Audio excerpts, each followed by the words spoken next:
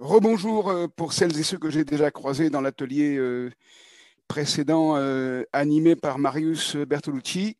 Bonjour à tout le monde et je suis très heureux de vous présenter quelques réflexions sur le rôle, enfin, comment dire, ce que j'ai appelé dans la version récente du titre, l'éternelle urgence de la philosophie comme faculté de problématisation, application au domaine du travail ou dans le monde du travail. J'ai pris un terme un peu vieillot, faculté, qui a posé beaucoup de questions et a été l'occasion de controverses considérables en philosophie. J'aurais pu mettre comme capacité de problématisation. Voilà, mais peu importe ce terme-là. L'idée, c'est que la philosophie peut être approchée comme une capacité exceptionnelle, voire l'effort même de problématisation. Les philosophies dans ce contexte-là sont les réponses qu'on peut apporter aux problèmes qu'on rencontre. La philosophie, c'est la capacité à poser les bonnes questions. Alors, on est évidemment en crise, et dans une crise gravissime. Moi, j'aime bien dire qu'il n'y a pas de crise et que la crise consiste à croire qu'il n'y en a pas. Donc, la vraie crise, elle dépend de nous, c'est-à-dire de nos rapports à la crise et de la manière dont on réagit à la crise. Dans le contexte de ce congrès, on a déjà assisté les ateliers précédents et François Julien a évoqué certains aspects également. Nous sommes toutes et tous en train de problématiser et de manière, si je peux me permettre, en renvoyant aux interventions auxquelles j'ai participé, de manière assez remarquable. Cet effort-là, commun, il est essentiel pour que nous aidions tout le monde à avancer le plus possible, à avancer vers un monde qui dépasse la crise et sans se réinstaller dans ce qui contribue à la crise. Je voudrais, dans cette introduction, vous faire part de deux expériences pédagogiques qui vont me mettre sur la voie pour vous présenter ce que je souhaite faire. Ce que je souhaite faire dans cette intervention, c'est de répondre à la question du congrès que je trouve remarquablement formulée. Je ne fais pas partie de celles et ceux qui l'ont formulée, donc je le dis avec d'autant plus de tranquillité. Je trouve la question remarquable. Pourquoi philosopher en sciences de gestion? Et donc je voudrais répondre à la question. Pourquoi philosopher en sciences de gestion? Pour y répondre, je me suis attaché aux termes clés de cette question. Je parlerai des sciences d'abord et je vais vous dire pourquoi elles viennent dans un premier temps. Je parlerai de la gestion et je parlerai de la philosophie. Comment philosopher en sciences de gestion? Pourquoi philosopher en sciences de gestion et comment le faire? Donc, il y aura trois grands moments. Avant ces trois grands moments, je voudrais donc vous faire part de deux expériences pédagogiques qui, je trouve, extrêmement significatives. Elles concernent successivement, et je vais les présenter dans l'ordre que je vais vous dire pour une raison qui va apparaître dans un instant. Elles concernent successivement la question de l'éthique ou de la RSE dans le monde des affaires, dans le monde du business, dans le monde du management, dans le monde de la gestion, quel que soit le terme, dans la vie économique, dans le monde du travail. Donc la question de l'éthique, et deuxièmement, elle concerne les technologies. Et en fait, je vous précise tout de suite, je parlerai des technologies dans un deuxième temps parce que j'en viendrai aux sciences juste après, comme premier grand moment. Donc, dans cette introduction, deux expériences pédagogiques. La première sur l'éthique. Je donne, comme vous toutes et vous tous, sans aucun doute, ou la majorité d'entre nous, je crois, beaucoup de cours en formation, non seulement initiale, mais en formation permanente. J'ai observé au cours des 15 dernières années, si ce n'est plus, j'enseigne en formation permanente depuis plus de 20 ans, j'ai observé une montée en force pendant des dizaines d'années, il y a au moins 2 décennies, quoi, de la réponse suivante à la question. Quand je donne, en particulier ça apparaît dans les cours sur l'éthique, quand je donne des formations concernant l'éthique dans le monde des affaires, la réponse à la question de savoir, mais quel est le but d'une entreprise, à quoi ça sert, ça a été, ça l'est beaucoup moins maintenant, depuis 5-6 ans ça l'est beaucoup moins, mais ça a été de manière homogène, quasiment exclusive, pendant bien 15 ans, une entreprise, son but, c'est de faire du profit, point. Et ça, c'est un énorme problème. Quand on entend que José Miguel Gaspar, hier, et malheureusement, il a raison, observer que ça n'est qu'en 2020 qu'aux États-Unis, les personnes qui ont le plus de pouvoir dans les entreprises privées admettent enfin que le but d'une entreprise n'est pas exclusivement de s'occuper des actionnaires, c'est-à-dire de faire du profit pour enrichir les propriétaires des entreprises, mais qu'il faut aussi s'occuper du monde où les entreprises sont mises, c'est-à-dire de ce qu'on appelle les parties prenantes, donc les fournisseurs, les clients, mais aussi les employés, mais aussi la fonction publique, mais aussi l'environnement, la nature, qu'une entreprise est dans un tout et non pas abstraite du tout. Si on ne le dit que maintenant, alors que ces entreprises américaines ont un pouvoir qui dépasse souvent largement ceux de beaucoup d'États, alors on peut dire qu'il y a un véritable problème politique de l'économie, de la finance, du monde des affaires. Et ce n'est pas un problème économique, c'est un problème politique qui demande, qui exige qu'on traite la question de savoir comment situer l'une par rapport à l'autre l'économie et la politique au sens fort, c'est-à-dire le vivre ensemble.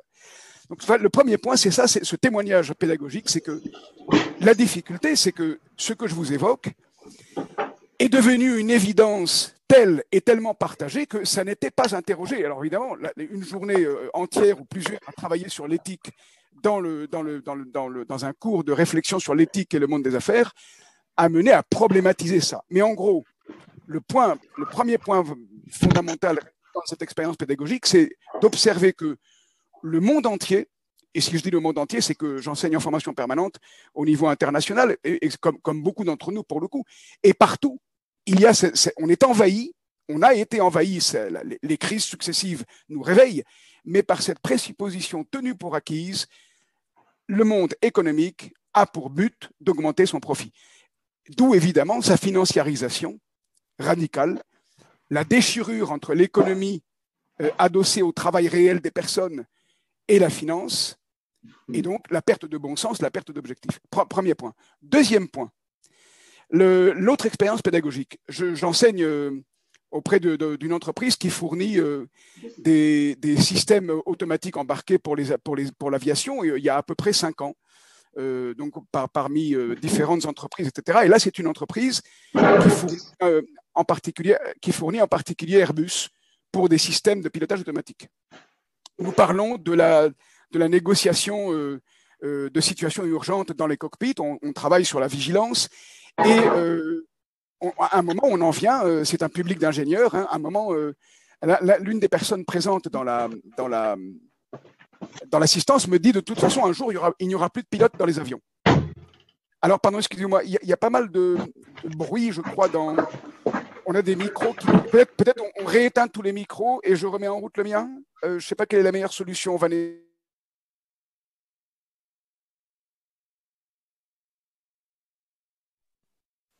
Est-ce que moi, je suis audible ? Voilà, je viens de désactiver tous les micros et de réactiver uniquement le vôtre, Laurent. Vous pouvez y aller. D'accord, parfait. Merci. Alors, mes excuses pour cette question logistique, mais on a toutes et tous à régler ces questions, c'est normal pour le coup.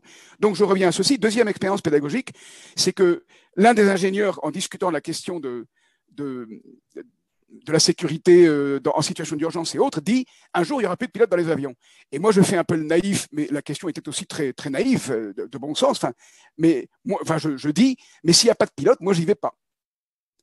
Et alors, peu importe ce point-là, mais la réponse est très intéressante parce qu'elle est symptomatique d'une posture, d'une évidence, de choses tenues pour acquises. La réponse a été « mais vous ne le saurez pas ». Alors, je laisse un peu de silence pour qu'on mesure l'enjeu. L'enjeu, c'est quoi ? C'est que c'est pas seulement dans le domaine de l'aviation, c'est partout. Le monde entier est habité par une logique qui consiste à présupposer que les machines sont meilleures que nous, et je dis meilleures exprès, pas seulement plus efficaces, meilleures y compris même moralement. Et on est en train d'oublier que nous fabriquons les logiciels et que nous inscrivons des choix, quoi qu'il en soit, du deep learning et autres pour les machines. Les machines ne réfléchissent pas. Les machines calculent. Elles ne pensent pas. Ceux qui doivent penser pour les machines que nous fabriquons à notre intention, c'est nous.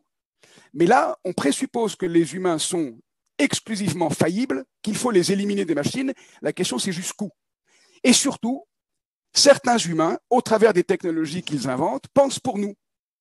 Là, c'est un peu, vous n'êtes qu'un petit usager qui ne comprenez rien à votre propre sécurité.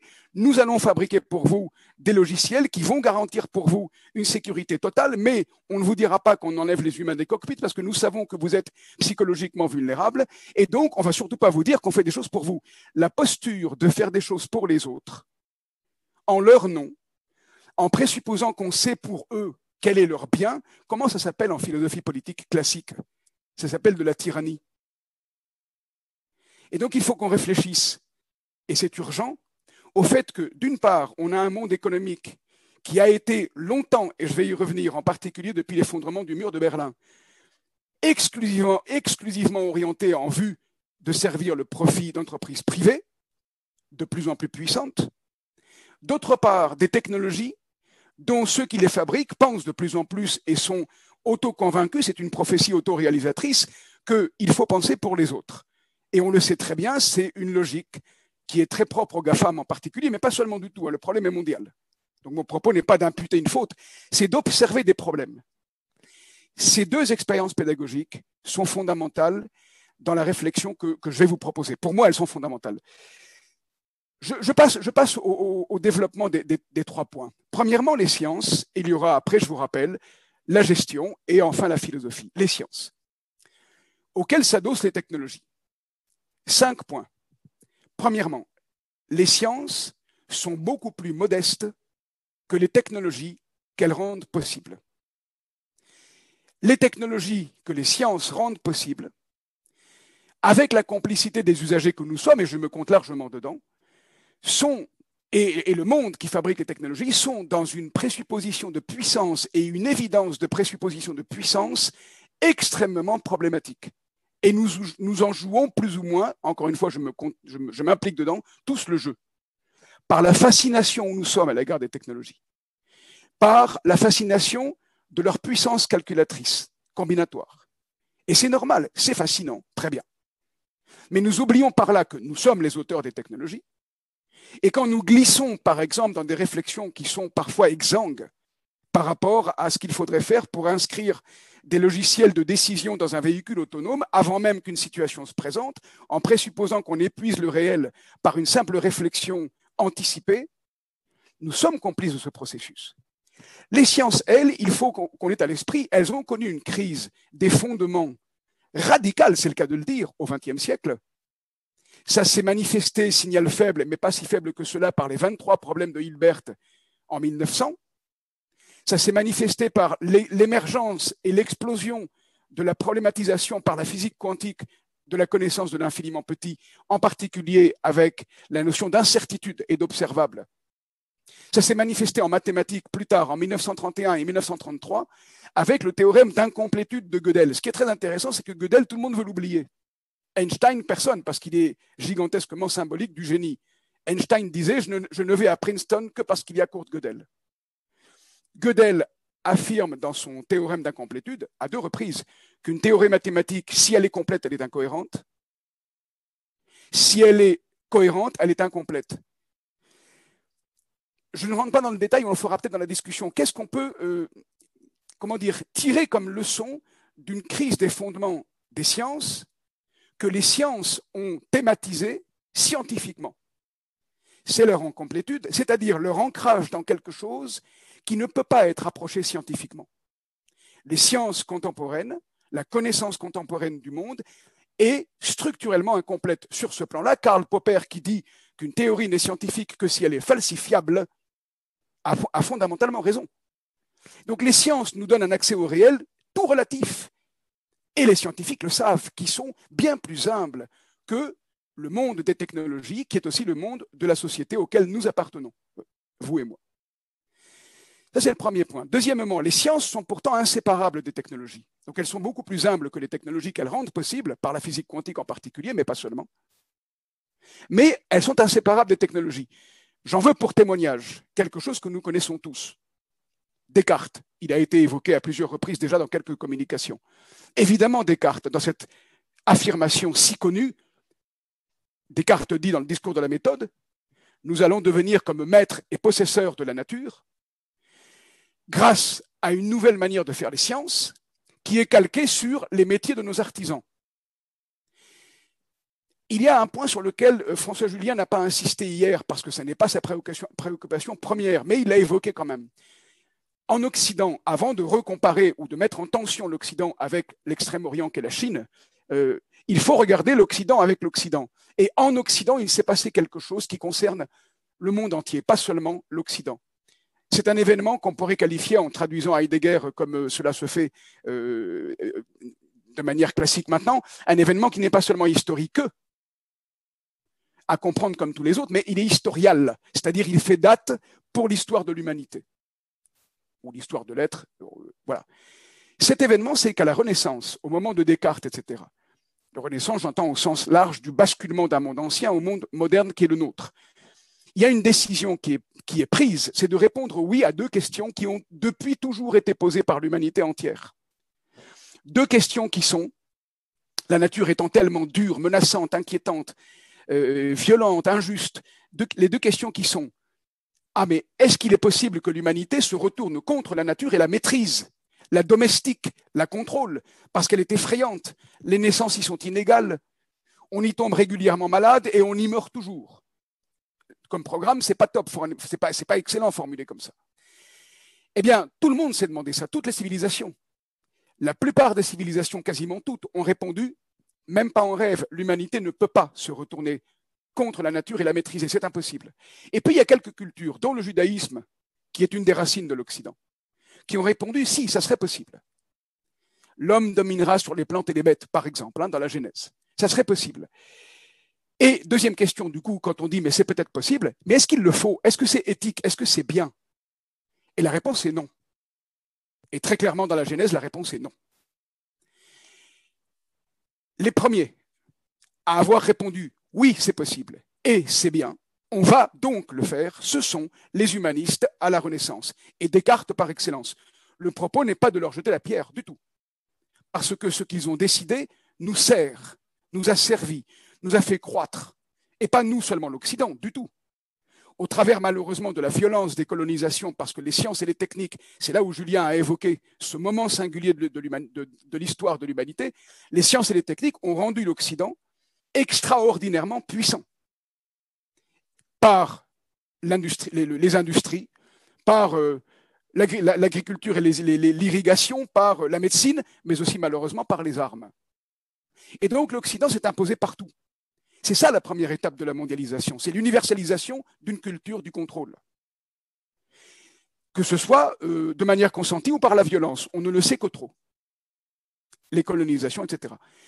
Mais il n'y a pas eu que de la violence. Pourquoi? Parce que les civilisations qui ont vu venir l'Occident, cette fois-ci non pas seulement en tant qu'Europe, États-Unis, Japon plus tard, les civilisations qui ont vu venir l'Occident en tant que culture du contrôle, en tant que réponse positive aux deux questions, est-ce qu'il est possible et est-ce qu'il est bien que l'humanité prenne contrôle sur la nature, eh bien, elles ont vu venir elles-mêmes dans leurs questions, avec la réponse qui est, mais oui, c'est possible et c'est bien. Alors faisons-le aussi avec eux.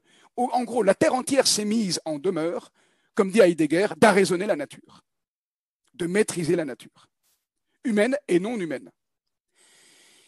On sait toutes et tous maintenant, et en particulier avec le Covid, mais pas seulement, que ce fantasme du contrôle est impossible. Si les transhumanistes avaient raison quand ils ont affirmé qu'en 2030, on serait immortel et que l'IA deviendrait supérieure à l'intelligence humaine, eh ben on y serait déjà et on aurait déjà arrêté le Covid.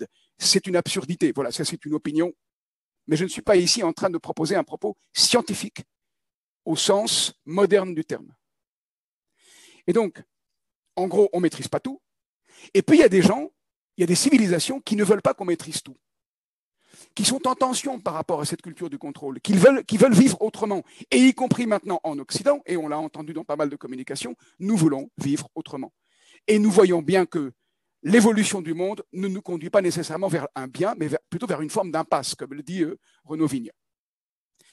Donc il faut qu'on problématise cette évolution. Je voudrais continuer sur les sciences avec 3 points supplémentaires, plus brefs maintenant.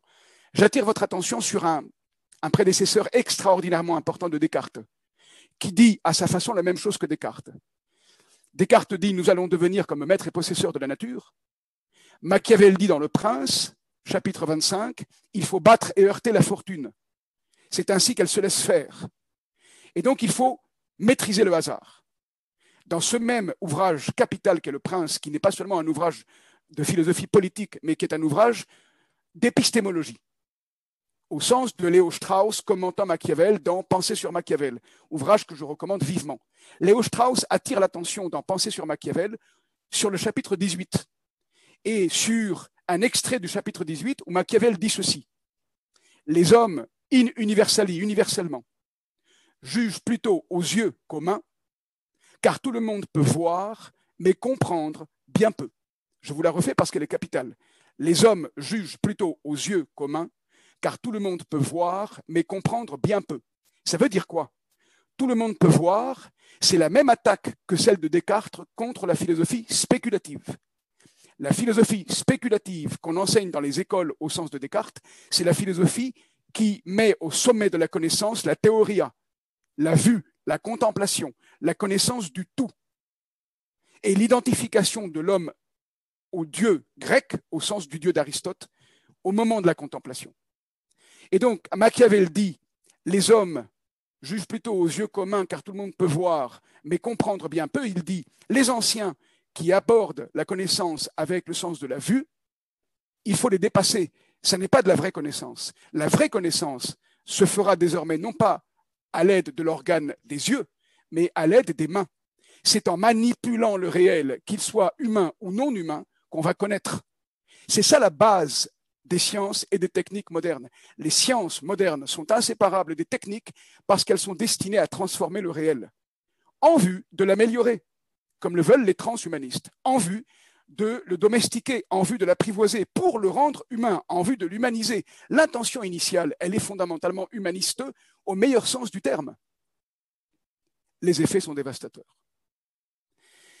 Les sciences modernes sont des sciences transformatrices du réel. Il n'y a pas d'autre épistémologie fondamentale qui permette d'avancer et de changer de paradigme que d'observer ce point. On peut rentrer dans le détail plus tard si vous voulez. Je voudrais ajouter l'importance de l'algèbre, mais je ne m'y attarde pas. L'algèbre est capitale dans ce contexte parce que l'approche symbolique en mathématiques par le travail sur les signes, la combinatoire sur les signes, indépendamment de ce à quoi il renvoie, détache la possibilité de la connaissance du réel. Et là, on peut commencer à travailler vers l'infiniment grand et l'infiniment petit. On n'aborde plus la nature par les cinq sens, par le corps. On aborde la nature par les instruments grâce à l'adossement aux mathématiques. Julien prenait hier l'exemple de la géométrie. Il est capital d'ajouter l'importance de l'algèbre. Je renvoie à l'ouvrage décisif de Jacob Klein sur ce point. On y reviendra dans la discussion si vous le souhaitez. Que faut-il faire pour sortir de sciences qui sont prédatrices, transformatrices, mais au point d'être devenues prédatrices, et qui sont abstraites, détachées du réel? Il faut, et Husserl, qui a déjà été évoqué largement dans nos discussions, est le premier à l'avoir dit de manière radicale, il faut retourner à la chose même. Pierre Manant observe que Husserl, en voulant aller à la chose même, écrit pour ça à peu près 10 000 pages. C'est embêtant. Parce que l'argument de Husserl, c'est précisément de dire nous avons trop de connaissances, trop d'instruments, trop de techniques, et nos sciences deviennent un écran par rapport au réel. Il faut enlever l'écran, recontacter la chose même. Dans un article de philosophie politique sur la phénoménologie et la philosophie politique, l'article s'intitule, en reprenant un titre de Husserl, « La philosophie comme science rigoureuse et la philosophie politique » de Strauss. Et Léo Strauss commente la phénoménologie et en gros, il parle de Husserl et de Heidegger. Tout le monde sait maintenant que Heidegger a explicitement, clairement été nazi pendant le temps du régime nazi. Ça n'enlève pas l'importance de sa philosophie. Je ne partage pas le point qu'il faille, comme faille, ne pas lire Heidegger, pas du tout. Il faut en revanche entendre le problème qui se trouve là. Et Léo Strauss, qui travaille sur Husserl et Heidegger, dit la phénoménologie a manqué la chose même. La chose même, c'est quoi? C'est la vie politique. Il n'y a pas de philosophie politique de la phénoménologie, ou très peu. En tout cas, chez Husserl et Heidegger, c'est quasiment inexistant. Voire inexistant tout court. Et Strauss dit, mais la phénoménologie n'aura de succès, n'arrivera à travailler vraiment que si elle devient phénoménologie politique. Le politique concerne la question du corps, la question de nos vies ensemble. On ne peut pas faire abstraction du corps. Nous savons que la phénoménologie s'occupe du corps. Il faut faire une philosophie politique concernant la question du corps. Voilà quelle est la réponse dans laquelle, sans doute, je crois, il faut s'orienter pour dépasser le présupposé inconscient qui nous habite tous d'une épistémologie qui consiste à dire il faut transformer le monde. Deuxième point, la gestion. La gestion a aussi ses présupposés, ses impensés. Et ici, les présupposés et les impensés sont me semble-t-il bien, en particulier, pas seulement, mais chez Hobbes et Locke. Thomas Hobbes fait un geste radical quand il sépare la pensée politique qui va devenir la pensée politique moderne de l'ancienne. Et nous savons tous comment il le fait, pourquoi il le fait. Je le dis en quelques mots, évidemment de manière sommaire. Hobbes invente l'artifice, pour lui, qui est un instrument théorique heuristique, dont il n'est pas dupe. Il invente l'artifice de l'état de nature, où les humains sont censés être des individus égaux entre eux, libres et rationnels. Il invente cet état de nature violent pour instituer, via le contrat social, donc par le premier calcul rationnel, en gros, c'est le premier calcul économique, au sens de l'économie moderne que Hobbes présente dans sa dynamique du contrat social. Les humains se disent, c'est infernal de vivre dans la violence, déléguons ensemble, et il faut que tous le fassent ensemble, notre droit de nous défendre à l'autorité tierce qui va jouir du monopole de l'usage de la violence légitime, comme dira Max Weber, l'État, le Léviathan, qui va jouir de ce droit à l'usage de la violence légitime pour défendre nos droits, pour nous préserver et défendre la paix et la sécurité civile. En gros, Hobbes crée l'artifice de l'état de nature pour instituer de manière absolue la souveraineté des États.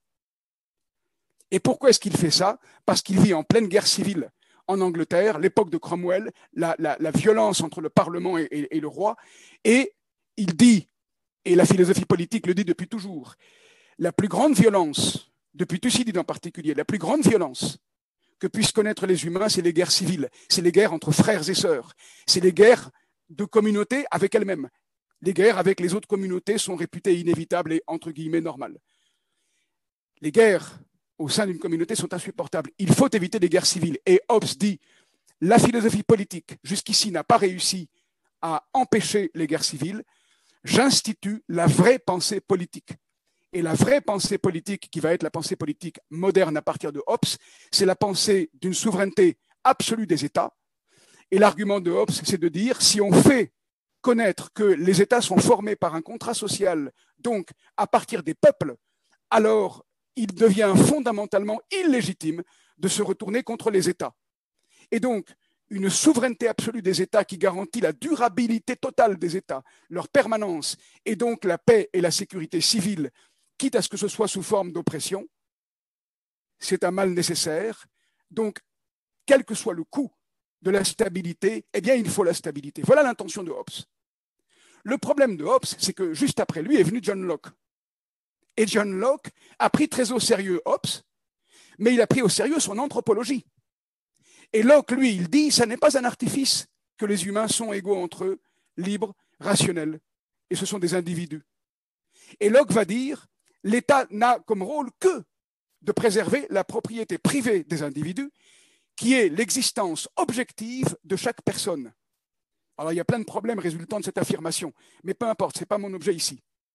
En gros, l'État devient potentiellement exsangue dans la pensée de Locke, c'est-à-dire n'a pas d'autre rôle que de protéger les individus qui vivent et pensent par eux-mêmes et par le jeu du commerce entre eux, et c'est éventuellement très bien.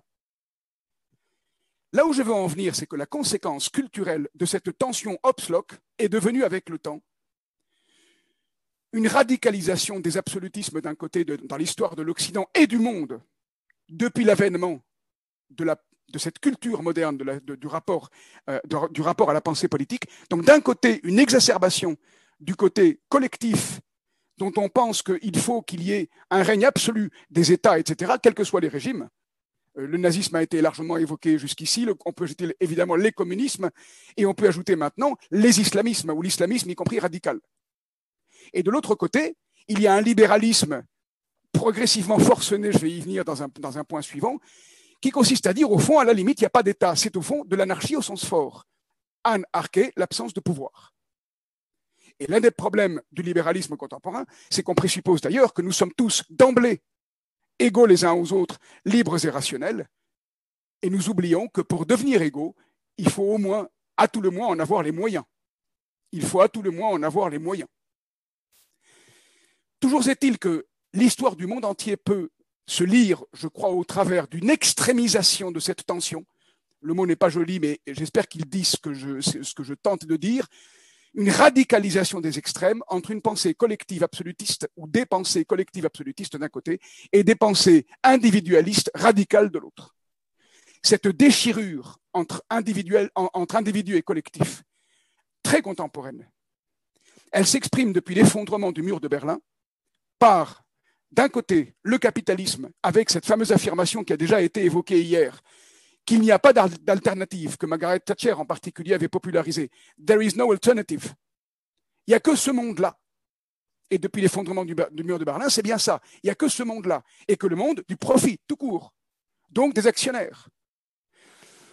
Et de l'autre côté, des réactions violentes, de plus en plus violentes, de plus en plus radicales. L'islamisme en fait partie. Autrement dit, l'extrémisme n'est pas le monopole des radicaux qui décident de passer à l'acte et donc d'user de la violence. L'extrémisme est partout dans notre monde. Ça s'exprime comment? J'en veux un signe. Dans le capitalisme est fondé sur, entre autres, la théorie économique. D'où vient, une notion clé de la théorie économique, c'est la notion de rationalité pure et parfaite des agents économiques. Que veut dire rationalité pure et parfaite? Ça veut dire qu'un agent économique, pour faire un choix, pour maximiser son profit, pour maximiser sa satisfaction, est capable de tout connaître de son choix. Omniscience. Et en connaissant tout de son choix, l'agent économique va automatiquement prioriser de manière absolument impeccable le meilleur choix jusqu'au pire, et il va évidemment automatiquement prendre la meilleure option. Être omnipotent sur ses décisions. Je vous fais remarquer que cette omniscience et cette omnipotence sous-jacente à la notion de rationalité pure et parfaite, ce sont deux catégories de la théologie chrétienne par rapport à ce qui s'appelle Dieu. Nous nous prenons pour Dieu. Il y a un peu d'excès. C'est-à-dire que le monde capitaliste rêve à une forme de perfection. Et nous le savons très bien. Puisque quand on parle de maximiser du profit, de qualité totale, d'une efficacité impeccable à court terme et de technologisation, pourquoi faire? Pour être absolument efficace. Ça présuppose qu'on veut quelque chose qui tienne à la perfection. C'est extrêmement dangereux parce que quand on présuppose qu'il faut de la perfection, tout ce qui est imparfait est jugé, sanctionné, puni. Et cette culture-là de la perfection, elle déborde le capitalisme. Elle envahit aussi les autres du capitalisme. Elle envahit ceux qui luttent contre le capitalisme.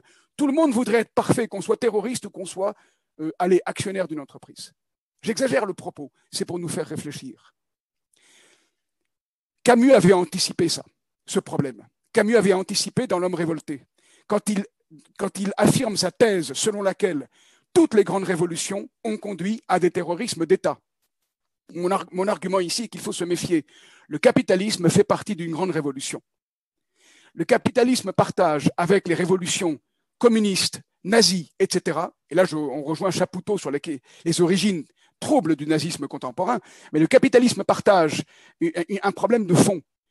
3 caractéristiques des grandes révolutions d'après Camus. La présupposition que la perfection est possible, on appelle ça la solution finale. On va enfin arriver à un résultat parfait, impeccable et définitif. Tout le temps, sans cesse, pour toujours. Chez Marx, c'est la dictature du prolétariat comme moyen pour obtenir enfin le dépassement définitif des inégalités sociales et économiques, etc. On rêve d'une solution ici-bas, maintenant, pour toujours, parfaite. On rêve d'une solution ici-bas, partout. Mondialisation. Et toutes les grandes révolutions se sont voulues universalistes. On rêve d'une solution pour le futur, parfaite et partout, et qui fasse table rase du passé. Combien on fait table rase du passé dans le monde économique? Tout le temps.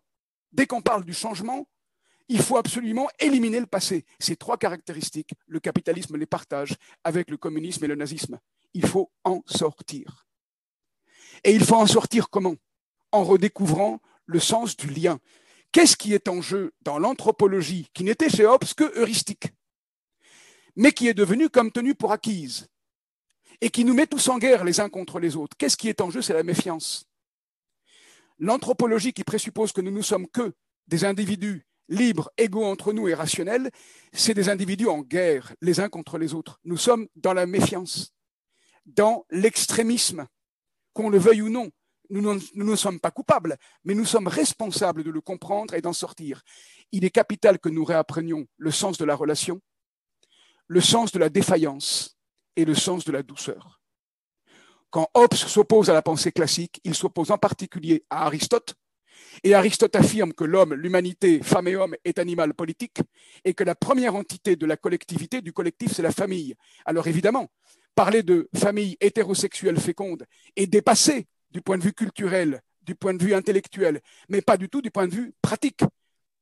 La majorité des humains, à peu près 90%, ont encore besoin de relations hétérosexuelles fécondes pour que l'humanité existe, pour qu'on se reproduise. Il faut qu'on n'oublie pas, quand bien même on doit égaliser les conditions entre femmes et hommes, qu'on n'oublie pas que la sexualité joue un rôle capital dans les relations. La matrice de toute relation, c'est d'abord la relation sexuelle. Aristote en regard de Hobbes.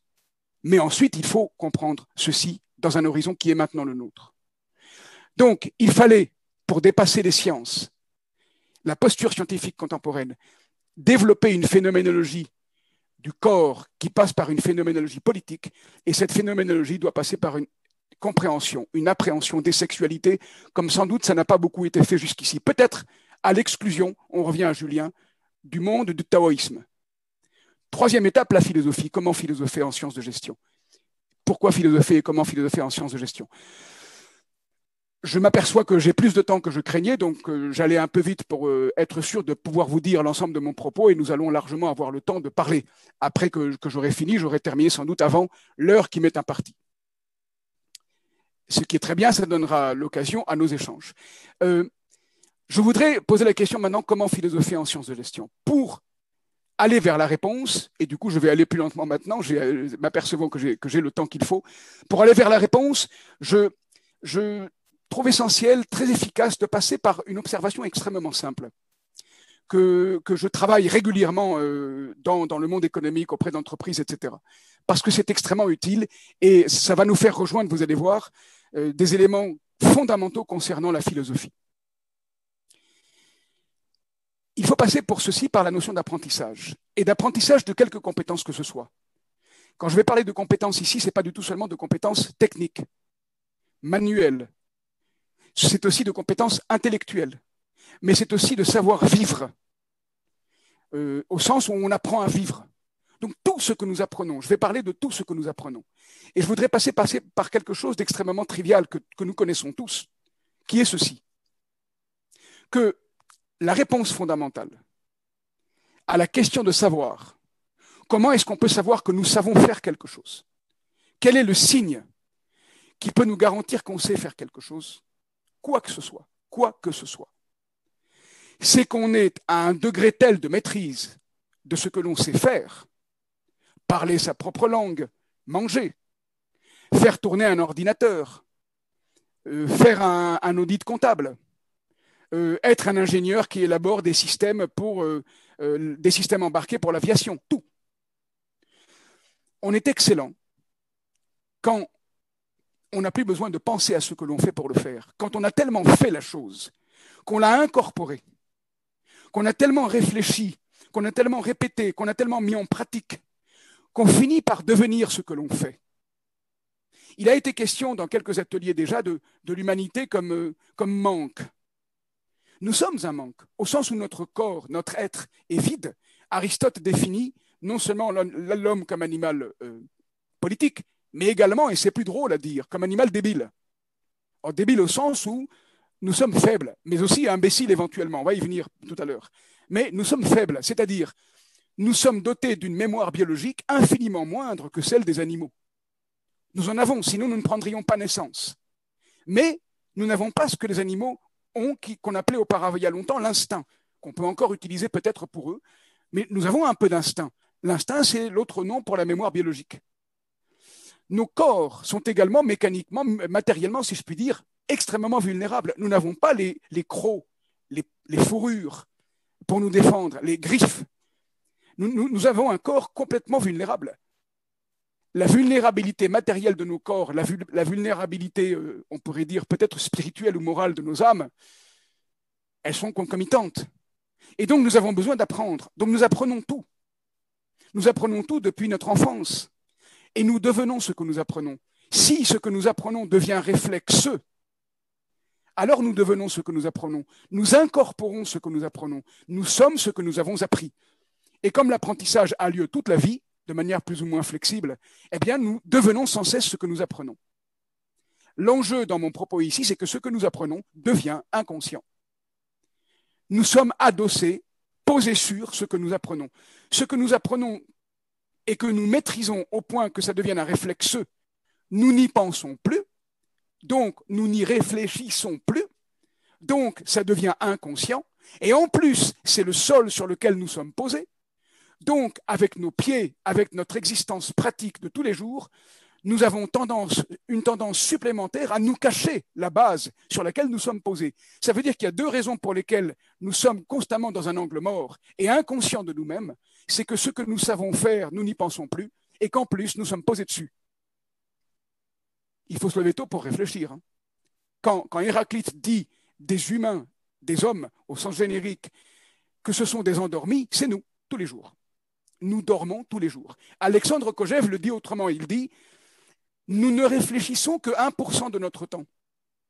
99% de nos vies sont inconscientes, irréfléchies. » Alors on peut dire que c'est heureusement, et j'y insiste, nous n'aurions pas 99%, allez, pour les statistiques, ce n'est pas le propos, mais nous n'aurions pas cette masse de réflexes acquis que nous deviendrions fous. Et malheureusement, c'est le cas. Dans les hôpitaux psychiatriques, on rencontre des gens pour qui plus rien ne va sans dire. Tout devient un combat. Rien ne coule de source. Rien n'est évident. Donc nous avons besoin d'évidence. Maintenant, les évidences dont nous avons besoin, elles peuvent devenir tellement ancrées et tellement unilatérales, tellement monopolistiques, tellement idiotes, au sens où l'idiotie, c'est la solitude, tellement exclusive. Rappelez-vous, there is no alternative. Il n'y a pas d'alternative. Il n'y a que le profit. Mais on devient, comme des étudiants disaient il y a longtemps à propos de quelqu'un qui n'aimait pas dans le cadre de l'ESSEC, on devient mononeurone, on devient imbécile. Et là, on rencontre la définition d'Aristote comme animal débile au sens d'imbécile. Il est capital pour ne pas ronronner de manière non seulement paresseuse, mais problématique, voire catastrophiquement dangereuse, pour ne pas ronronner dans nos évidences. Il est capital de s'exercer sans cesse à en sortir, à réfléchir de nouveau. Et donc, il est capital de philosopher, de mettre en question ce que nous tenons pour acquis, pour évident, de mettre en question les réponses que nous avons apprises, de s'exercer à problématiser. C'est ça, la philosophie, comme exercice qui nous fait sortir de nous-mêmes, de ce que nous tenons pour acquis, et qui plus est inconsciemment. Et quand c'est collectif, voire mondial, c'est encore pire. Il faut sortir de nos évidences. Il faut s'exercer à philosopher. Qui l'a fait de manière exemplaire dans l'histoire de l'Occident et qui est un exemple à suivre? Quelqu'un qui n'a jamais écrit. Vous me voyez venir, évidemment. Socrate. Comment est-ce qu'on peut interpréter ce que je vais compléter de vous dire maintenant sur l'apprentissage, sur la base du procès de Socrate à Athènes, qui a conduit Athènes à condamner Socrate à mort. Ça, c'est un événement historique dont on sait qu'il a bien existé, ça n'est pas un mythe. Je complète d'abord mon propos sur les compétences. Tout apprentissage nous fait passer, que nous le voulions ou non, tôt ou tard, d'une réflexion consciente à des réflexes inconscients. Et tant mieux. N'allez pas vous faire opérer par des chirurgiens qui n'opèrent pas assez, donc qui ont perdu la main. Il faut des réflexeux. Mais si un chirurgien ne fait que répéter ce qu'il sait déjà faire, ou ce qu'elle sait déjà faire, et qu'à un moment donné, l'opération n'est pas du tout comme d'habitude, et qu'il ou elle ne s'en aperçoit pas, c'est une catastrophe. Donc, non seulement faut-il à chaque instant, tout métier confondu, à chaque instant faut-il s'adosser à ce qu'on a déjà appris, et en même temps en sortir, en même temps se regarder de loin, de l'extérieur. Et donc, il faut être à la fois dans la rue et se regarder par la fenêtre. Je sais que c'est ontologiquement impossible. En même temps, de manière immédiate, à la seconde, c'est impossible. Mais on peut l'exercer. Et puis l'autre vertu, c'est que les autres, si je les écoute et qu'ils me délogent de mes évidences, alors les autres jouent le rôle de ces coachs qui vont me faire sortir de moi-même et réfléchir à moi-même, à mes évidences, les mettre en question, en douter, problématiser mon existence. Donc, une vraie vie, C'est une vraie vie qui passe par l'apprentissage, mais aussi une forme de désapprentissage des évidences. En quoi consiste la problématisation des évidences? La mise en question, le doute, le pas de recul, le pas de côté. Et un réapprentissage. Donc, le vrai mouvement vivant d'une organisation, des humains, vous et moi comme individus, du monde entier, c'est de savoir que la vraie vie est faite d'apprentissage, de désapprentissage, de réapprentissage. Pourquoi et comment convoquer, mobiliser, m'adosser au procès de Socrate dans ce contexte? Socrate est jugé par Athènes. Et que dit Athènes? Alors d'abord, je présuppose que c'est Athènes qui juge Socrate. Il faut lire attentivement les deux apologies de Socrate dont on dispose. Celle de Platon, celle de Xénophon. Ils disent quasiment la même chose. Xénophon est tout aussi important que Platon, infiniment plus discret. Il a donc écrit lui aussi une apologie de Socrate. Qui sont les accusateurs de Socrate? C'est Athènes en entier. Athènes dit au fond à Socrate, Socrate, arrête de réfléchir, arrête de poser tes questions. Tu nous embêtes, et c'est pas seulement tu nous embêtes, tu corromps la jeunesse, tu ne crois pas au Dieu de la cité, tu corromps la jeunesse en leur faisant croire à d'autres choses. Tu menaces l'adossement inconscient, tenu pour acquis, indispensable, les évidences d'Athènes. Toute communauté a besoin d'évidences. Toi, tu viens philosopher, et en philosophant, en mettant en question tout, en provoquant des pas de recul, en problématisant absolument tout, tu menaces toutes nos évidences, tu nous rends fous, tu détruis Athènes. Et de ce point de vue-là, même Platon est d'accord avec Athènes. Il fallait éliminer Socrate. Attention, je ne m'en tiens pas là une seconde, ne vous scandalisez pas trop. Léo Strauss, toujours lui, remarquablement important, interprétant l'apologie de Socrate de Platon, interprète ceci de la manière suivante. Athènes a raison de dire à Socrate, arrête. Socrate, jeune, ne comprend pas le problème que représente son geste. Pourquoi est-ce qu'il existe une philosophie pré-socratique? Parce que les pré-socratiques ne philosophaient pas parmi les hommes, parmi les femmes et les hommes. Ils philosophaient seuls, pour eux-mêmes. Ils écrivaient, mais ils n'allaient pas déranger les autres. Socrate, lui, Platon le dit dès le début de l'apologie de Socrate, il allait jusqu'à la table des financiers.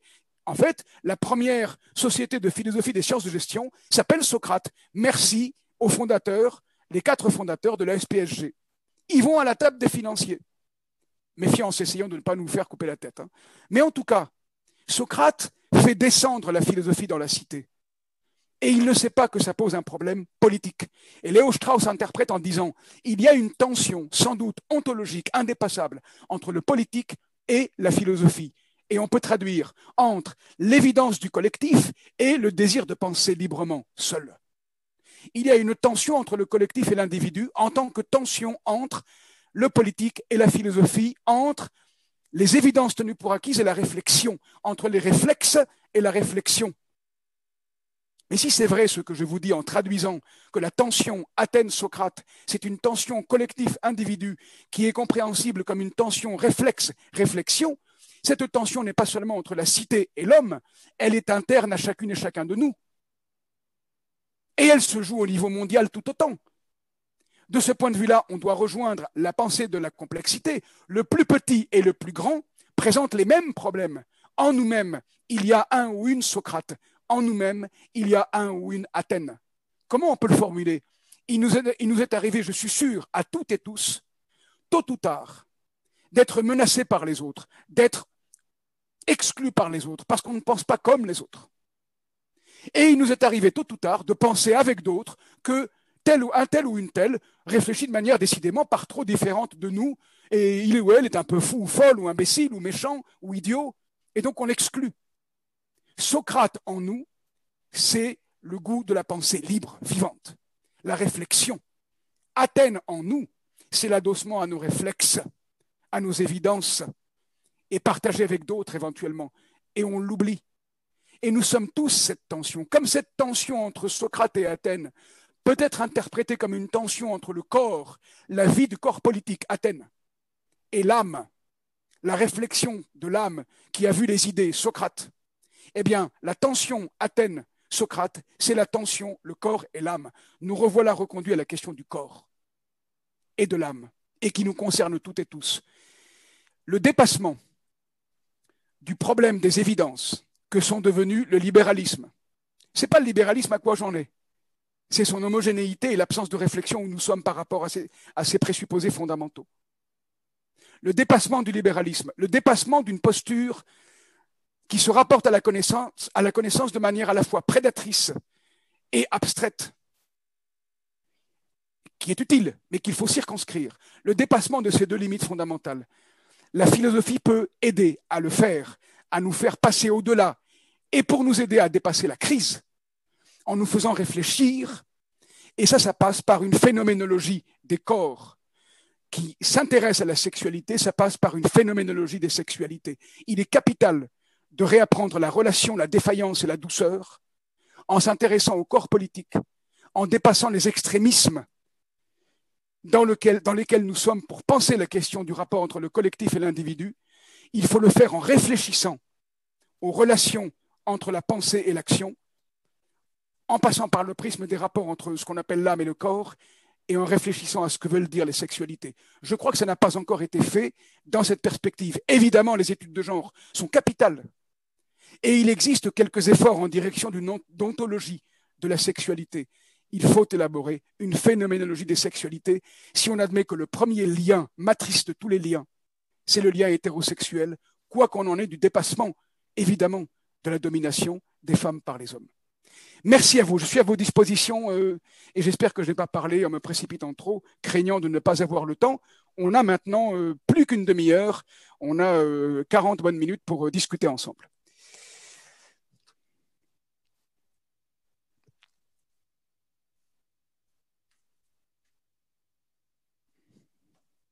Ah, est-ce que les micros marchent, etc. D'abord, vérifions. Je suis toujours avec vous. Est-ce qu'il y a eu un loupé technique? Bon, tout va bien. Le chat est ouvert pour les questions. J'invite. Parfait, formidable. Merci Alexandre. Je suis rassuré parce que je ne voulais pas avoir parlé dans le vide sans m'en être rendu compte.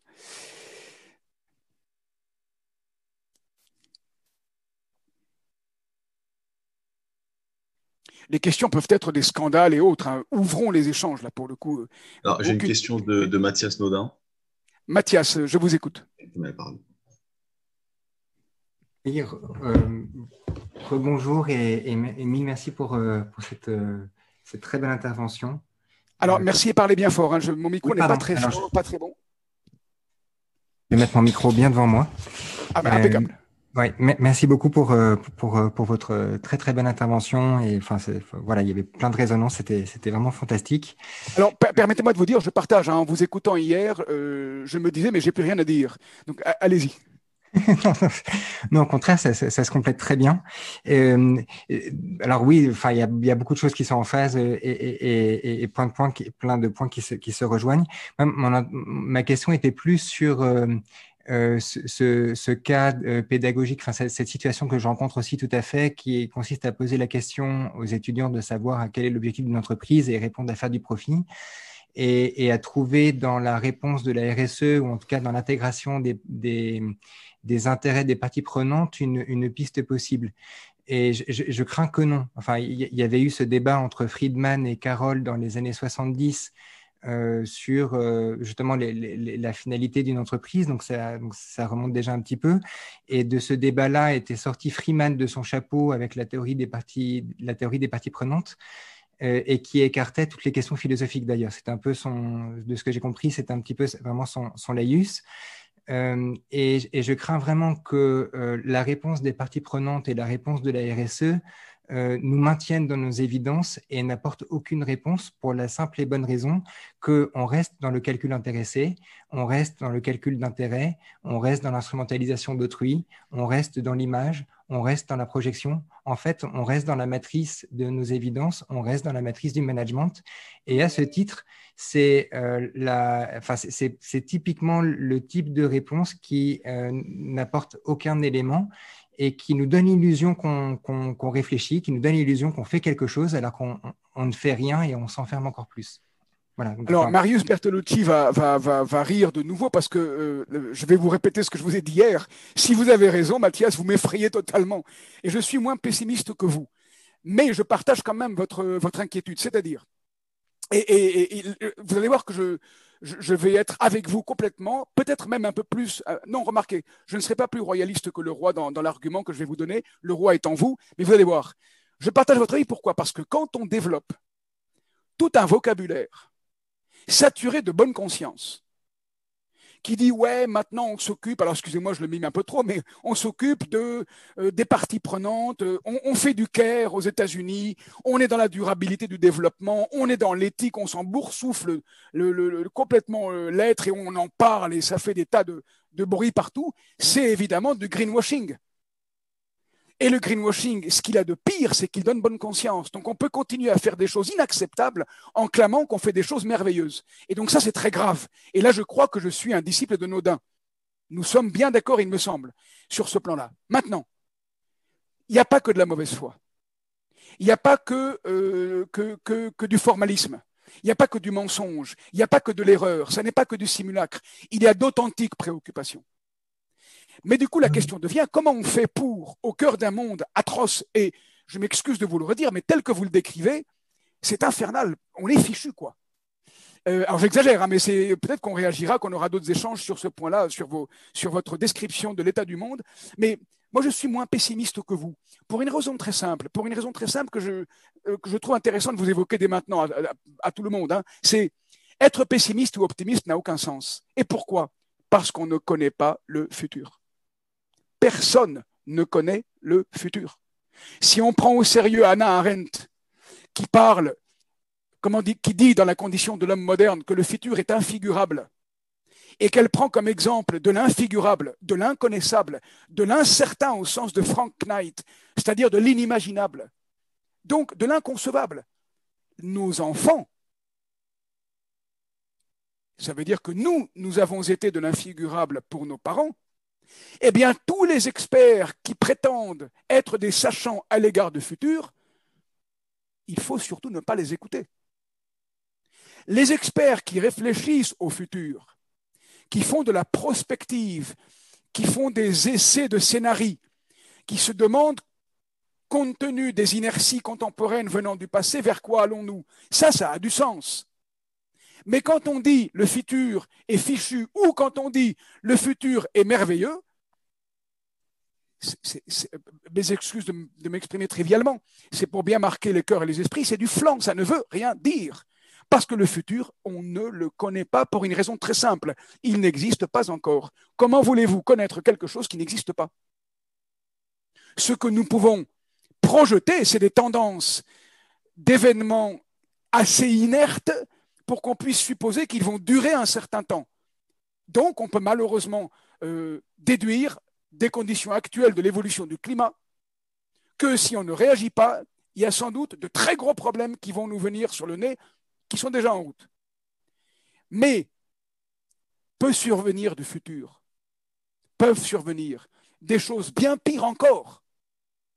Mais comme on ne sait pas de quoi il est fait le futur, des choses bien meilleures encore que ce dont nous rêvons peuvent nous arriver. L'incertitude, si c'est l'inconnu, si c'est un enfant, comme dit Hannah Arendt, ça peut être le pire, Hitler, ça peut être le meilleur, Beethoven, ou tout ce que vous voulez. Donc on ne sait pas. Et du coup, bien sûr que l'état du monde nous inquiète de manière radicale, mais la seule chose que nous ayons à faire, c'est de continuer.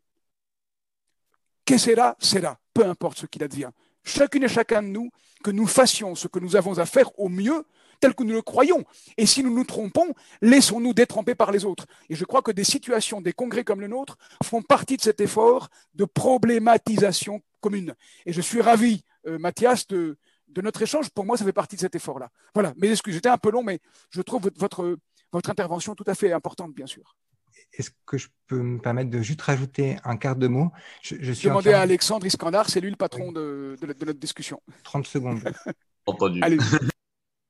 Mais je suis désolé, ça que je prends l'antenne un peu longtemps. 30 secondes, juste pour dire que bien sûr qu'il y a plein de bonnes intentions, il y a plein de gens qui cherchent à faire bien les choses et qui sont pas des, enfin voilà, et que tout n'est pas du greenwashing. Je dis juste, est-ce le bon cadre, est-ce la bonne manière? Les intentions, nous les avons, mais est-ce je partage complètement, Mathias. Ce n'est pas le bon cadre. Je pense que le cadre va briser et pervertir nos bonnes intentions. C'est ça la question. Je partage complètement. Il faut fissurer le réel, comme dit Julien. Il faut, dans son dernier livre, Politique de la décoïncidence, il faut qu'on fasse décoïncider le réel de lui-même. Il faut qu'on sorte de ce monde capitaliste et de ce monde technologique que Renaud Vigne appelle le technocapitalisme contemporain. Renaud Vigne intervient demain. Je conseille vivement pour ceux et celles qui choisiront l'atelier de bien prêter attention à ce qu'il va dire dans l'atelier sur le capitalisme. Il faut se déloger de ce technocapitalisme et c'est dans ce sens-là que je me suis permis la mise en perspective que je vous ai proposée. Et sortir du scientisme, du technologisme contemporain, c'est mettre en question le rapport à la connaissance que nous avons actuellement. Donc, dépasser l'épistémologie contemporaine qui s'épuise dans une réflexion entre constructivisme, positivisme, etc. Ça n'amène à rien.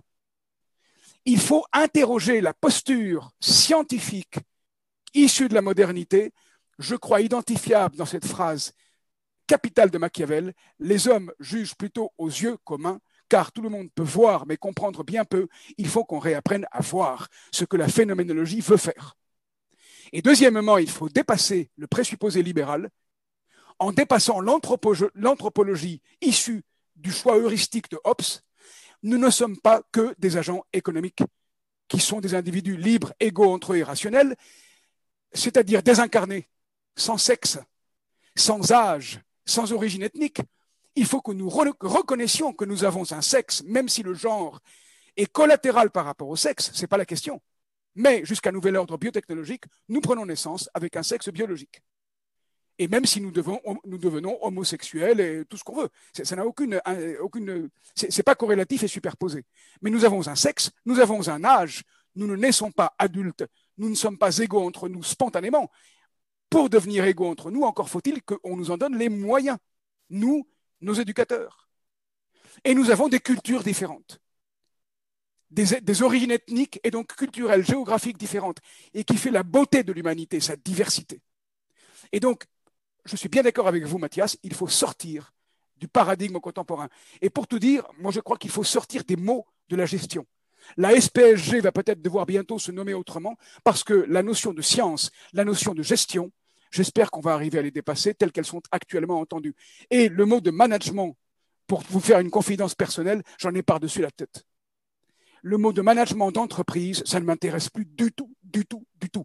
Il faut problématiser la question de vivre ensemble de façon à dépasser le langage qui nous fait coller aux entreprises telles qu'elles existent maintenant. Là, je crois que je suis nodinien, si on peut inventer le mot. La question suivante sera pour Laura Litre, Valentin. Bonjour et merci. Allons-y. Oui, merci. Cette question, peut-être un éclairage que vous pourrez peut-être m'apporter plus tard parce que c'est très, très lié à ma recherche doctorale. Alors, je m'intéresse à la question de l'accélération du temps. Pardon, de la Oui. Je n'ai pas entendu la question. Accélération du temps, de la perception qu'on peut avoir, une accélération exacerbée par la concurrence. Depuis la perspective de Hartmut Rosa, et aussi à la solution apportée, enfin, quelque part, Rosa, avec sa résonance, sa théorie de la résonance, cherche à apporter une solution à l'approche de la philosophique morale et politique de Taylor, de Charles Taylor, du philosophe Charles Taylor. Et donc, voilà, je voulais avoir votre avis là-dessus, puisque Taylor quand même a été très critiqué. Moi, je me trouve vraiment, mais en même temps, il est très critiqué, tantôt parfois est attaqué comme intolérant, et alors que justement son approche de s'ouvrir à l'autre, mais également avec une perspective lucide en disant l'autre dans son ensemble ne se vaut pas toujours. Donc, par exemple, il s'exprime sur les religions, sur les cultures, en disant certaines sont en progression, on ne peut pas dire que celle-là vaut l'autre. Et donc là, il est forcément attaqué. C'est par rapport aussi à ce que vous parliez tout à l'heure de la sexualité, etc. Donc, vous voyez, il a quand même des positions assez tranchées, même si son angle, c'est il faut être toujours dans ces processus de réinterrogation, de se réfléchir soi-même et d'amener le collectif à se réfléchir en tant que collectif. Donc, c'est du petit au grand et du grand au petit. Voilà. Donc, peut-être je suis un peu confuse. Oui. Non, En tout cas, moi, je propose, vous l'avez suggéré, on peut très bien échanger par mail si vous voulez pour votre thèse. Mais je propose de réagir. Je ne vais pas répondre. En fait, je vais me mettre en écho à votre propos sur 2 points. Le premier, par rapport à Taylor, c'est qu'on prenne des positions tranchées, des positions donc qui sont des décisions d'action, ou bien qu'on philosophe et qu'on ait une approche du tout, de la totalité des choses, vaste, aussi entière, par exemple, que celle d'un Hegel, qui est l'exemple par excellence d'une pensée du tout. Donc, qu'on pense le tout ou qu'on agisse, on se fait toujours critiquer. Hegel, il est récupéré par la droite et l'extrême droite éventuellement, il est récupéré par la gauche et l'extrême gauche. Donc, on peut toujours récupérer une pensée vaste en extrayant que ce qui nous intéresse. Tocqueville en était très conscient. Romain Laufer le rappelle dans son dernier travail qui est remarquable sur Tocqueville au pays du management. Il cite, Romain Laufer, des citations, des moments de Tocqueville où Tocqueville explicite très clairement qu'il est conscient qu'il est récupéré par tel ou tel. Et de l'autre côté, quand on agit, on est toujours récupéré. Donc, il ne faut pas trop se formaliser du fait qu'on accuse Taylor. Et comme en plus, on est dans un monde où on parle beaucoup de diversité, mais on est dans tout sauf de la diversité. C'est-à-dire, on voudrait que tout le monde pense pareil. C'est-à-dire que tout le monde ait le même sentiment à l'égard de la diversité, par exemple. C'est un peu contradictoire. Donc, ce point-là n'est pas le plus important. Et du coup, je vais au point sur le temps. Je voudrais juste vous faire observer ceci. Le temps, c'est le désir des autres. Le temps, c'est les menaces des autres. Le manque de temps, c'est les attentes des autres. Si nous prenons le temps de nous concentrer sur ce que nous estimons essentiel, étonnamment, nous avons soudain beaucoup plus de temps. Et ça, parce que nous priorisons beaucoup mieux ce que nous avons à faire, à penser, ce dont nous devons nous occuper. Et donc, c'est capital qu'on se recentre sur soi-même. Il faut repenser la question du temps. Et du coup, pour le coup, je reviens à votre remarque en passant, les relations entre sexualité et temporalité sont essentielles. Voilà, je ferme ma parenthèse. C'est un écho à ce que vous disiez, ce n'est pas une réponse, mais je vous invite à me contacter par mail si vous voulez pour votre thèse. Il n'y a aucun problème. Donc, merci de votre intervention. La prochaine question a été posée par Eric, je vais vous la lire. L'inconscient compétent peut-il être collectif et donc nous échapper à nous en tant qu'individus? On peut reprendre l'exemple, l'inconscient compétent? Exactement. L'inconscient compétent peut-il être collectif et donc nous échapper à nous en tant qu'individus? Ah, mais bien sûr. Bien sûr. On a une réponse toute simple dans la manière dont Roland Barthes dit que nous ne parlons pas notre langue. Alors Roland Barthes exagère, mais il a en partie raison. Nous ne parlons pas notre langue. Nous sommes parlés par la langue. Nous avons appris une langue commune. Là, il se trouve qu'on parle en français, donc on peut supposer que c'est pour la grande majorité d'entre nous la langue maternelle. Pour certains, peut-être une seconde langue. Mais quand on apprend une langue, que c'est la langue maternelle, eh bien, évidemment, elle nous déborde. Et parler sa propre langue, voilà une compétence inconsciente qui déborde les individus. Et il y en a des tonnes comme ça. Quand nous apprenons à calculer, quand nous apprenons à lire, quand nous apprenons la manière dont nous nous mettons en relation avec les autres, quand nous apprenons à téléphoner, quand nous apprenons à manger, etc. Donc oui, la réponse est oui, bien sûr. La question suivante a été posée par Aurore Giacomel. Donc, bonjour Laurent, peut-on prendre les travaux de Gaston Bachelard sur les éléments pour penser une phénoménologie des sexualités? Je pense notamment à la psychanalyse du feu. Oui, absolument, Aurore. Et une remarque très, très intéressante sur la base de votre question qui est tout à fait importante. Bachelard a écrit des ouvrages sur les 4 éléments, donc 4 ouvrages sur les 4 éléments, dont on trouve la racine dans le monde grec. La terre, l'air, l'eau et le feu.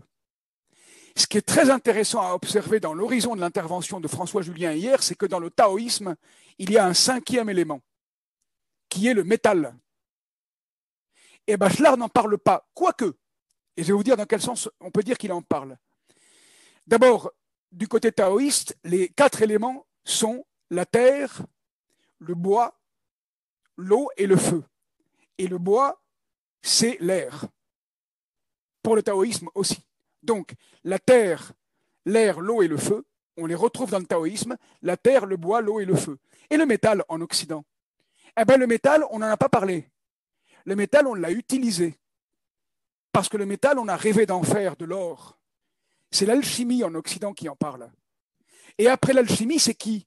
Ben, pour en faire de l'or, c'est les industriels. On extrait le métal de la terre. Alors, ce n'est pas pour en faire de l'or seulement. Les techniques sont là. L'Occident, en tant que science et technique, qui est maîtresse et possesseuse de la nature, qui se veut telle, eh bien, nous exploitons le métal. Eh bien, l'élément du métal, on le trouve dans une civilisation du contrôle. Or, le métal, il renvoie dans le taoïsme justement à une forme de contrôle, à la maîtrise, à la séparation des espaces, au jugement analytique, à la logique, analytique et conceptuelle telle que Julien l'a décrite hier en parlant de la culture grecque. Je pense que cette logique métallique se radicalise à partir de la Renaissance. Donc je crois qu'il faut, dans le propos de Julien, introduire une nuance. Les Grecs ont un rapport au concept beaucoup plus souple que nous l'imaginons maintenant. C'est parce que nous sommes modernes, c'est-à-dire post-Renaissance, que nous ne comprenons plus bien la culture grecque. Je crois que pour la comprendre vraiment, il faut lire Léo Strauss. Et pour la comprendre vraiment, il faut lire Jacob Klein, que j'ai déjà évoqué tout à l'heure. Jacob Klein est un auteur d'origine allemande qui a vécu aux États-Unis et publié aux États-Unis. Et deux très grands auteurs que sont Alexandre Kojève et Léo Strauss disent qu'ils n'auraient rien compris à la Grèce sans avoir été éduqués par leur ami Jacob Klein à ce propos. Jacob Klein a écrit des essais et conférences. Il a très peu écrit, Jacob Klein. Il y a en gros 3 livres. Dont un regroupe des cours, des essais et conférences sur différents aspects de la pensée grecque. Je vous conseille à tout le monde le plus vivement de lire Jacob Klein. Là, on contacte ce que c'est que la pensée, l'attitude grecque. Et l'attitude grecque est beaucoup moins conceptuelle au sens qu'on a discuté hier qu'on peut penser. Mais cette logique conceptuelle prête le flanc à être récupérée par l'Occident en tant que culture du contrôle. Et ça, c'est le métal. Donc, je boucle mon raisonnement, Aurore, le métal, s'il est lié à la culture conceptuelle de l'Occident, qui est post-humaniste, au sens où les sciences et les techniques vont nous aider à devenir comme maîtres et possesseurs de la nature, où est-ce que Bachelard en parle? Dans son épistémologie scientifique.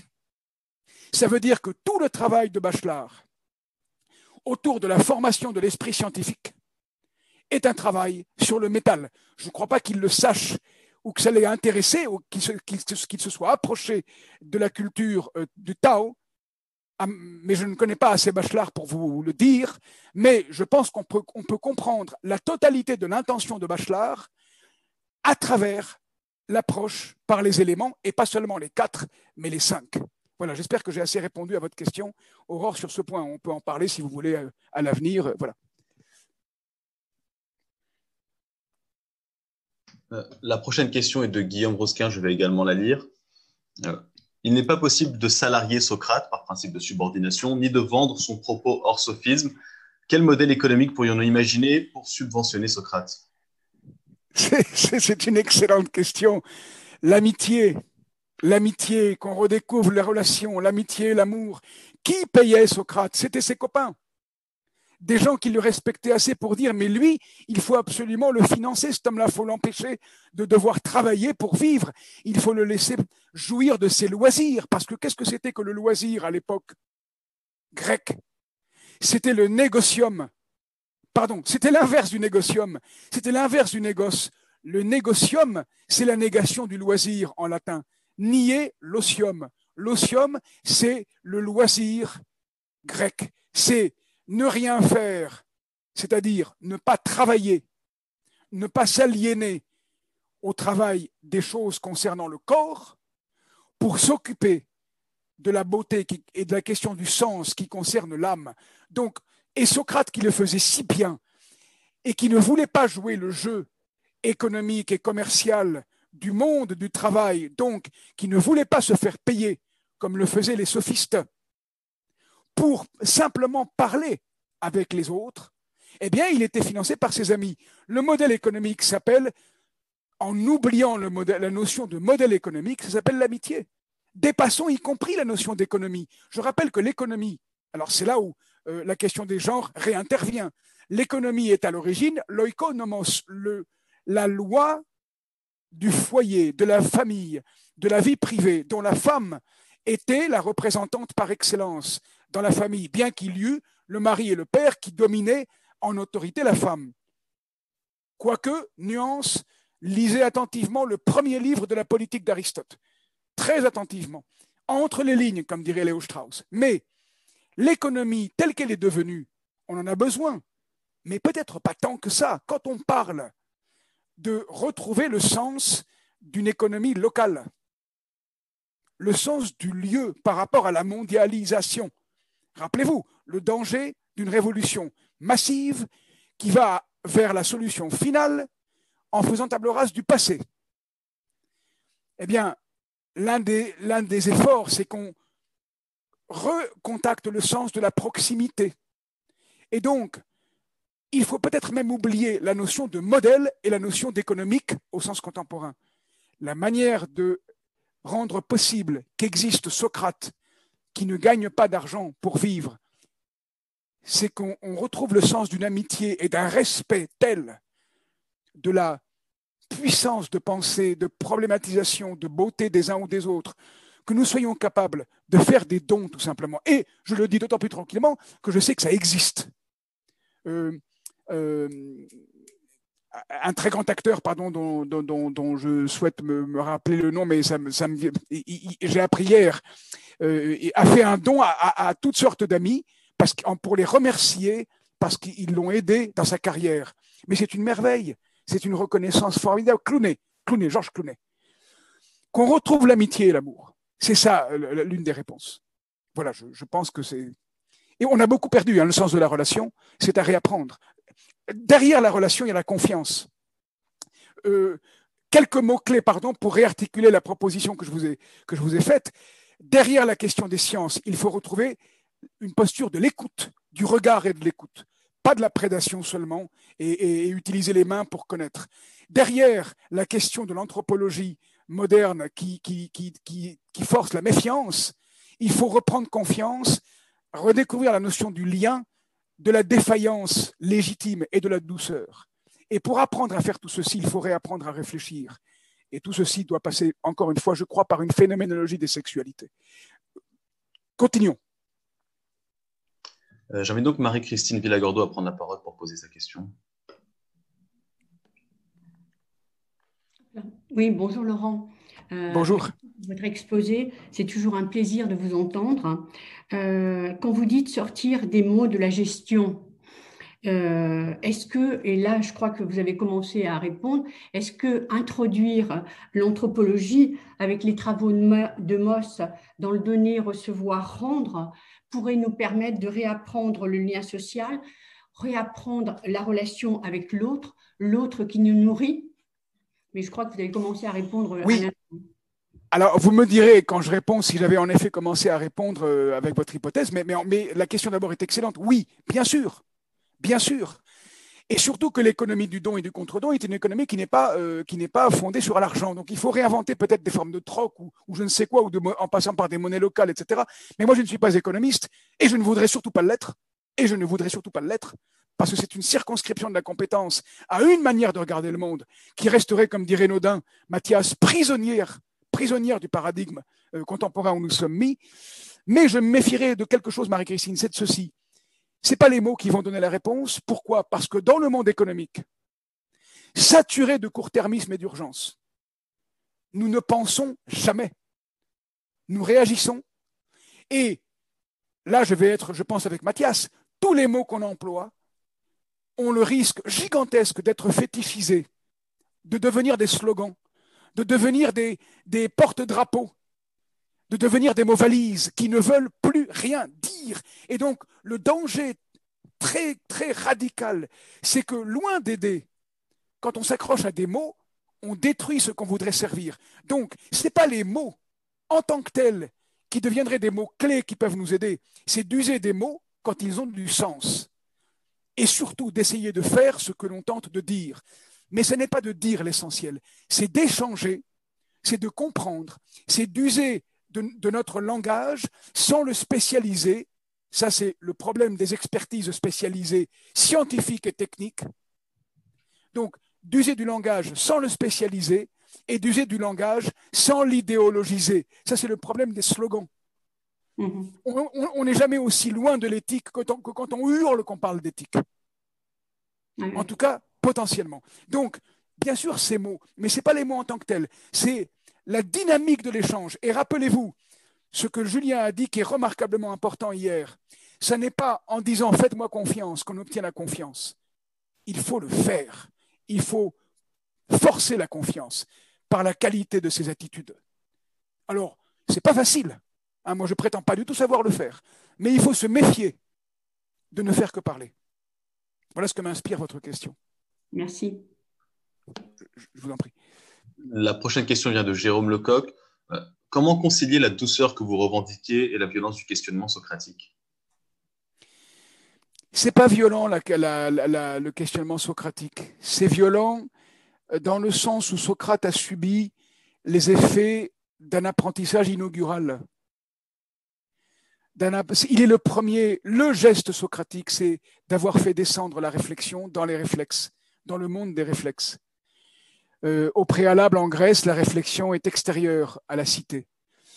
Mais Socrate lui-même mène très très doucement sa réflexion, même s'il use d'ironie, même s'il est parfois menacé. Il y a beaucoup de violence, là vous avez raison quand même, dans les dialogues de Platon. La République, qui est un dialogue sur la justice, commence par une discussion extrêmement violente potentiellement, et par un fait violent. On impose à Socrate, sous peine de lui casser la figure, d'aller discuter sur la justice chez Paul et Marc. On lui impose ça. Donc, il y a bien des choses qui tiennent de la violence, mais ce n'est pas la posture de Socrate. Et on peut réfléchir en douceur, en réapprenant à dialoguer, en présupposant qu'on peut soi-même se tromper, que les autres peuvent se tromper, et ce n'est pas grave, qu'on essaye ensemble de réfléchir. Et réfléchir à la façon dont le fait Socrate, ça n'est pas automatiquement de tout mettre en question tout de suite, d'un seul coup. Là, c'est destructeur, là, c'est violent, là, c'est nihiliste. Ce que Athènes a pressenti, dit Platon. Enfin, pas comme ça, il ne le dit pas comme ça. C'est Strauss qui interprète le dialogue, qui le suggère. Mais ce qu'on peut pressentir, c'est que si on met tout en question d'un seul coup, là, c'est vraiment dangereux, là, on devient faux. Et donc, il ne faut surtout pas le faire. Descartes disait, il faut faire de la métaphysique. Aurore, qui aime la métaphysique, 1 semaine par an, Aurore, pas plus. Sinon, on devient fou. Donc, méfiez-vous beaucoup de ça. Ça, c'est le conseil de Descartes. Mais je veux dire par là que réfléchir, oui, mais il faut aussi pondérer la réflexion. Simone de Beauvoir dit de Sartre, je l'admire, il ne s'arrête jamais de réfléchir. Je pense que c'est un des problèmes de Sartre. Son manque de lucidité politique. Et quand Sartre parlait si mal de Camus au moment de leur rupture, ça ne parle pas très bien de Sartre. C'est-à-dire que Sartre, réfléchissant tout le temps, peut-être n'a pas très bien réfléchi parfois. C'était plutôt du réflexe. Et Dieu sait que Sartre s'y connaissait aussi en slogan. C'est en passant, c'est évidemment aussi pour attiser les discussions que je me permets ce genre de remarques. La manière de réfléchir en douceur, qui n'est pas la mienne aujourd'hui parce que je suis enthousiasmé par mon propos, dans mes excuses, j'en fais un peu trop peut-être, mais la manière de réfléchir en douceur, c'est de le faire en douceur, de donner la parole. Plus on sait donner la parole et qu'on s'exerce ensemble à problématiser ce que je tente de faire dans mes cours, avec un bonheur inégal, évidemment. Mais c'est ça qu'il faut qu'on tente de faire. Et je crois que nous le faisons ici grâce à la SPSG. Ce n'est pas une pub pour la SPSG, hein, c'est un remerciement. Voilà. Nous avons Thomas Simon qui a une question / une remarque. Allons-y. Oui, bonjour. Bonjour Laurent, merci infiniment pour la finesse, la fulgurance, la profusion de votre propos. Moi, je voulais rattacher un petit peu ce que vous avez dit, parce que pendant presque quasiment toute votre intervention, surtout sur la fin, ça n'a cessé de faire écho à l'actualité, alors dans laquelle on baigne depuis plusieurs mois. Mais quand vous parliez notamment de l'analyse de Strauss, de Machiavel, et vous êtes revenu à plusieurs reprises dessus, sur l'idée qu'on ne connaît pas le réel par la vue, mais c'est en manipulant le réel, une sorte d'artisanat, et de se mettre en contact avec le monde. Ça, c'était le premier point qui m'a fait écho, et je vais vous montrer en quoi ça a fait écho. Et le deuxième point, c'est la condamnation de Socrate par la cité d'Athènes, avec l'idée qu'il a remis trop en cause les évidences et que donc il a été mis au pilori à cause de cela. Et ma question, en fait, que je rattache à l'actualité, avec l'idée c'est avec la pratique médicale, avec la médecine, l'idée d'une médecine artisanale, l'idée de faire et de ne pas se baser sur des bases de données complètement virtuelles. Et puis, moi, la figure socratique me fait penser au professeur Didier Raoult. La question, c'est est-ce que Didier Raoult est profondément philosophe? Est-ce que c'est Socrate, en fait? Alors, j'aime beaucoup votre question, hein, je vais vous répondre. Vous pouvez redire l'argument sur la médecine parce que je crois qu'il y a un truc qui m'a semblé ne pas être cohérent avec ce que je croyais comprendre. Redites l'argument sur la médecine par rapport à la question des données virtuelles en médecine. Alors, Didier Raoult le dit lui-même, c'est-à-dire qu'il y a une condamnation chez lui. Il y a le scandale du Lancet où ils ont manipulé des bases de données totalement factices, etc. Et lui, il dit qu'il faut revenir à une médecine. Lui, il dit j'ai vu des malades d'une médecine pratique avec la main, avec une sorte d'artisanat médical, vraiment. Oui. Alors, du coup, il faut nuancer l'argument parce que votre rappel sur Machiavel pourrait laisser penser, parce que vous vous rappelez, moi, mon argument est de dire il faut que par-delà la valorisation de la main comme instrument de connaissance, comme manipulation scientifique et politique, c'est intéressant de noter ça, hein, manipulation scientifique et politique. Quand on manipule du données biologique sur une paillasse de laboratoire, eh ben, c'est un peu comme quand on manipule des populations pour obtenir un fonctionnement politique correct. Et éventuellement, c'est bien. Mais s'il n'y a que ça, c'est éventuellement très dangereux. Donc, comme mon propos était de sortir du paradigme de la main comme instrument de connaissance, excluant les yeux et les oreilles, donc le sens de la vue et de l'écoute, je le reprécise pour bien situer mon propos. Donc, du coup, maintenant, je vais vous répondre. D'abord, je partage votre avis sans qu'on rentre dans la controverse. Didier Raoult fait évidemment figure de Socrate, d'une attitude socratique, d'avoir le courage de penser autrement. Et nous savons bien qu'il y a des intérêts économiques et financiers, mais pas seulement. Également des questions d'autorité politique et aussi d'objectives difficultés dans le rapport à la connaissance de cet atroce Covid qui font que c'est complexe.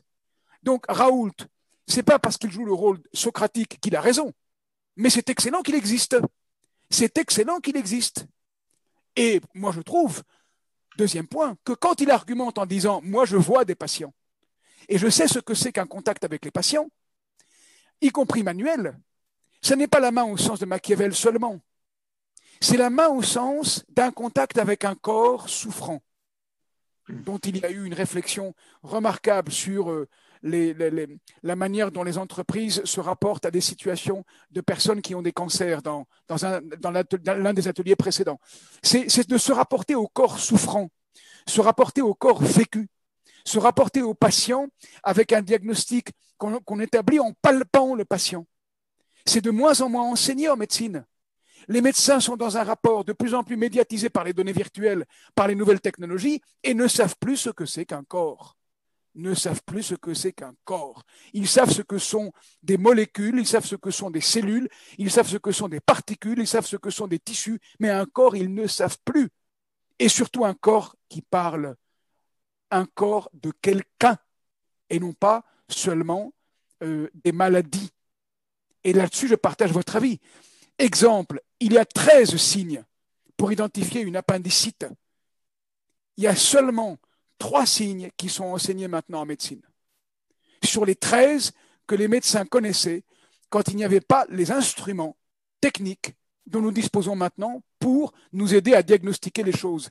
Si les progrès techniques, c'est la régression des savoirs de la part des humains, c'est extrêmement dangereux.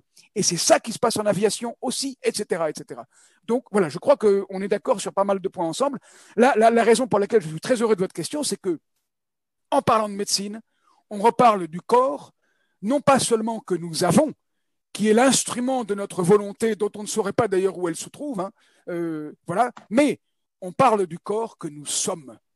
Nous sommes autant que nous avons notre corps. Nous sommes un corps vécu, qui est là avant notre réflexion sur ce corps vécu, et nous avons à l'entendre, à réapprendre à l'entendre. C'est en ceci qu'il faut, rebelote, une phénoménologie des sexualités. Il nous faut recomprendre ce dont nous sommes habités. Et nous sommes habités, même quand on n'a qu'un seul sexe, des 2 sexualités. Pour la simple raison de bon sens donnée par les taoïstes, que nous sommes, jusqu'à nouvel ordre biotechnologique, fabriqués, si ce n'est par un homme et une femme à notre époque, au moins par des gamètes mâles et femelles. Donc nous portons en nous, toutes et tous, les 2 sexualités que Julien a renvoyé hier à très juste titre au très mal connu en Occident yin et yang. Yin et yang sont impérativement à approcher. C'est difficile à comprendre. C'est certainement pas une opposition. C'est un conditionnement réciproque de logique qui ne sont pas les mêmes. Yang, en nous, c'est la croissance de l'énergie, qu'on soit homme ou femme. Yin, en nous, c'est la décroissance de l'énergie et la prise de forme. Croissance de l'énergie, décroissance. Et nous la vivons en permanence. Voilà, j'étais un peu long, mais votre question m'enthousiasmait. Merci infiniment. Merci. Nous arrivons au terme de l'intervention. Je vous propose pour terminer de vous lire un témoignage et vous pourrez réagir si vous le souhaitez, Laurent Bibard. Allons-y. C'est un témoignage de Jean-Christophe Béjanin. Il nous dit que l'attitude des techniciens qui consiste à dire « on sait pour votre compte » est malheureusement très répandue dans les directions informatiques et elle contribue à figer nos moyens de gestion et de vente, à freiner la liberté d'innover et à s'adapter aux évolutions du monde. Alors, je partage tout à fait. Je souhaite commenter parce que dans le domaine de l'aviation, c'est une catastrophe. Vous savez sans doute que le Boeing 737 MAX est autorisé à revoler. Et vous vous rappelez peut-être que le Boeing 737 MAX a donné lieu à 2 catastrophes aériennes absurdes, scandaleuses. Et pas seulement pour des raisons éthiques, mais il y a dans cet avion un système MCAS qui est destiné à éviter les catastrophes. Et c'est du bon sens. Jusque-là, c'est du bon sens. Quand un avion se cabre, il perd de la vitesse. La catastrophe aérienne du vol Rio-Paris d'Air France est en partie due à ça. Le diagnostic, l'audit de ce qui s'est passé dans le Rio-Paris, je n'y viens pas, mais il est extrêmement complexe et pas du tout aussi simple que l'audit officiel. Je continue. Le Rio-Paris s'est cabré et il a décroché. Après, il s'est passé des tonnes de choses. Et voilà. Maintenant, dans le 737 MAX, le système est installé qui, lorsque l'avion se cabre, pour de mauvaises raisons, eh bien, ce système va le faire plonger pour que l'avion réacquiert de la vitesse et puisse récupérer son assiette. Ça, c'est très bien, c'est impeccable. Et c'est un système automatique. Et donc, ça veut dire, au cas où les pilotes commettent des erreurs du style, à supposer que ce soit les pilotes dans le Rio-Paris, parce que c'est beaucoup plus complexe que ça, commettent des erreurs du style de ne pas s'apercevoir ou d'oublier que leur avion est cabré et qu'ils ont décroché, ça c'est le diagnostic général, en gros à grands traits donné pour le Rio-Paris. Donc pour qu'on n'oublie pas ça quand on est pilote et qu'on sache bien, enfin, même si on l'oublie, si je puis dire, même si on l'oublie, eh ben, si les pilotes donc sont incompétents et ne s'aperçoivent pas que l'avion est cabré, on va le faire plonger automatiquement. Comme ça, l'avion va récupérer son assiette à temps. Le principe est bon, mais il présuppose tellement que les pilotes sont incompétents ou ne sont que de l'incompétence que le système est installé sans que les pilotes en soient informés. Et sans que les pilotes soient a fortiori formés à désamorcer le système s'il se met en route à mauvais escient, sur la base de données fausses. Qu'est-ce qui s'est passé dans les 2 crashs qui ont eu lieu à 3 mois d'intervalle des 2 Boeing 737 MAX? Au décollage, l'avion décolle. Heureusement qu'un avion est cabré quand il est en phase d'ascension. Mais le système interprète, oh là là, on est cabré, il faut qu'on replonge. Je n'en dis pas plus sur les catastrophes. Les pilotes n'étant pas informés de l'existence du système et dans le 2e vol, de la manière dont on le désamorce assez vite, eh ben, ils n'ont pas le temps de réagir. Le mouvement dans lequel nous allons actuellement, c'est sur le fond d'une bonne conscience, et là je n'hésite pas à le dire, imbécile. Imbécile au sens d'idiote, réflexe. Donc mon propos ne juge pas les ingénieurs, ça juge le fait qu'on ne réfléchit plus du tout assez au sens des nouvelles technologies. Donc la bonne conscience avec laquelle on présuppose que c'est en automatisant tout qu'on va se débarrasser de l'infaillibilité humaine pour aller vers des conditions sécuritaires et pacifiques parfaites, comme en Chine, comme ça a été évoqué hier remarquablement par François Julien, quand il a bien fait observer qu'on avait mis sous contrôle la population grâce aux technologies de l'information, eh bien, cette perfection, elle nous conduit vers de la tyrannie et de l'imbécilité. Le problème des technologies, ce n'est pas les technologies. Le problème des technologies, ce n'est pas les technologies. L'affirmation philosophique fondamentale comme quoi n'importe quelle technique ne recèle pas de problème à même elle-même. C'est ce que nous en attendons qui pose problème. C'est la manière dont nous la fabriquons qui pose problème. C'est la manière dont nous y projetons des attentes et autres. C'est ça le problème. Donc c'est nous qui devons nous éveiller. On a besoin d'Héraclite, on a besoin de Socrate. Et on a besoin surtout que ce que je suis en train de dire sur Socrate ne devienne pas une convention. Ça, c'est un autre problème supplémentaire. Quand on croit que nous réfléchissons tous, c'est là qu'il faut commencer à se méfier et à vraiment réfléchir. Je ne prétends pas savoir le faire, c'est un défi permanent. Allez, une dernière chose, et je sais qu'on déborde le temps qui nous était imparti, je finis par ce point-là. Le défi permanent de réfléchir sans cesse, il est identifié en théologie, je ne suis pas croyant, mais c'est savoureux de vous dire ce propos. Il est identifié en théologie judéo-chrétienne et musulmane, donc les trois monothéismes, de la manière suivante. Le péché le plus grave, c'est celui d'orgueil, parce qu'alors on se prend pour Dieu. L'énorme problème que travaillent les théologiens, qui est un problème indépassable parce que c'est indécidable en termes de logique, c'est que dès qu'on est humble, on en est fier. Existentiellement, ça veut dire qu'il faut tout le temps recommencer. En termes de logique, ce genre de problème, c'est un problème relatif au problème de ce qu'on appelle la théorie de l'ensemble de tous les ensembles. Il n'y a pas d'ensemble de tous les ensembles en mathématiques. Gödel l'a montré, il y a des problèmes indécidables. C'est-à-dire des problèmes où ce qui compte, c'est notre sincérité, c'est notre authenticité, c'est notre effort de faire les choses de manière juste, ajustée. Il a été question de sagesse ce matin à propos de développement personnel. Soyons honnêtes et nous saurons dépasser sur le plan du vécu les problèmes indécidables sur le plan de la logique.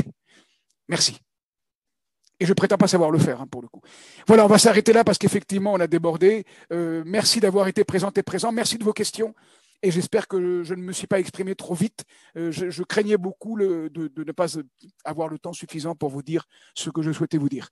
Bonne continuation au congrès. On se retrouve dans plein d'activités, en particulier les 2 tables rondes, celle qu'anime Erwan Lamy de 14h à 16h aujourd'hui, à propos de la philosophie en entreprise. Demain, il y a celle que je vais animer sur épistémologie et philosophie politique. Et entre-temps, les ateliers. Merci aux contributrices et aux contributeurs. Et très bonne continuation pour le congrès. À bientôt.